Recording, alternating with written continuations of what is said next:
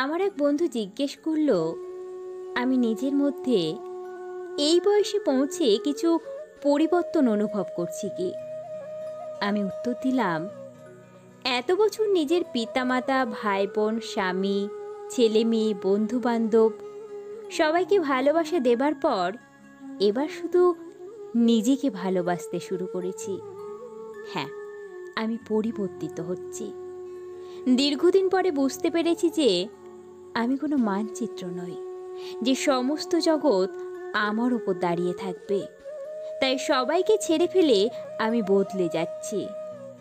আজকাল আমি দোকানে বাজারে গিয়ে 2 পয়সা নিয়ে আর ঝগড়া করি না, কারণ আমি বুঝতে শিখেছি 2-4 পয়সা বেশি খরচ হলে আমি দরিদ্র হয়ে যাব না, বরং যে লোকটি 2 পয়সা বেশি রোজগারের আশায় মাথার ঘাম পায়ে ফেলেছে, সে 2 পয়সা বেশি পেলে হয়তো তার মেয়েটির লেখাপড়ার খরচ চালাতে পারবে।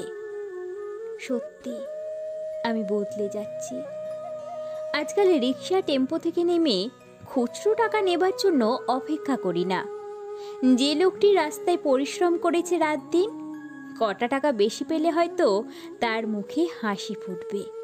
সে হাসিটুকুর আশায় আমি নিজেকে বদলে দিচ্ছি। বয়স্ক লোকদের বলা একই গল্প বারবার শুনেও থামতে বলি না। বুঝতে শিখেছি এই গল্পগুলোর মধ্যে তাদের অতীতের স্মৃতি জড়িয়ে রয়েছে, যা তাদের নিস্তরঙ্গ জীবনে কিছুটা আনন্দ বয়ে আনে। তাই আমি আর সে আগের মতো তাদের কথা শুনে বিরক্ত হই না। লোকের ভুল ত্রুটি দেখে তাকে শুধরে দেবার জন্য আগের মতো আর প্রাণপণ লড়াই শুরু করি না, কারণ আমি বুঝতে শিখে গেছি সারা পৃথিবীর লোকদের শোধরানোর দায় আমার একার নয়, বরং আমার মনের শান্তি আমার কাছে অনেক বেশি দামি। হ্যাঁ, আমি বদলে গেছি। এখন আমি বিনা কারণেই মানুষকে অভিনন্দন জানাই, তাদের প্রশংসা করি। এতে তারা যে আনন্দ পায়, তাদের সেই আনন্দ দিতে পেরে আমি নিজেও আনন্দিত হই। আমাকে কেউ অবজ্ঞা করলে আমি আর আগের মতো অপমানিত হই না, বরং দূরে সরে যাই তাদের থেকে।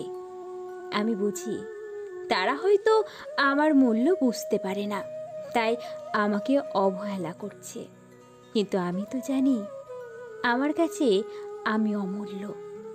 আজকাল আবেগের যখন তখন অপ্রত্যাশিত প্রকাশ আমাকে আর লজ্জিত করে না, কারণ আমি শিখে গেছি যে এই আবেগগুলোই আমাকে মানুষ বলে নিজের কাছে পরিচয় করিয়ে দেয়। এখন আর নিজের ইগোকে আঁকড়ে ধরে থাকি না।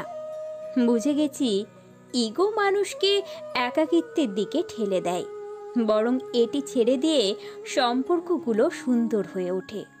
প্রতিটি দিনকে জীবনের শেষ দিন মনে করে বাঁচি, তাই দিনের প্রতিটি মুহূর্তকেই মূল্যবান মনে করে জীবনকে উপভোগ করে বাঁচতে শিখে গেছি।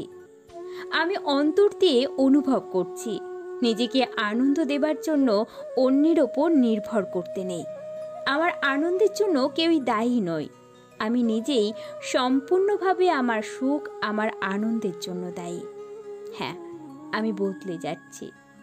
এই বয়সে পৌঁছে আমি জীবনের প্রকৃত অর্থ বুঝতে শিখেছি, তাই আমার ভেতরেও পরিবর্তন হয়ে চলেছে। পৃথিবীর সব কিছুই আরও সুন্দর মনে হচ্ছে। মহান সৃষ্টিকর্তাকে এত বছর স্মরণ না করলেও সৃষ্টিকর্তা আমার প্রতি যে করুণা দেখিয়েছেন, তা ভেবে আমি আরও বেশি লজ্জিত বোধ করছি।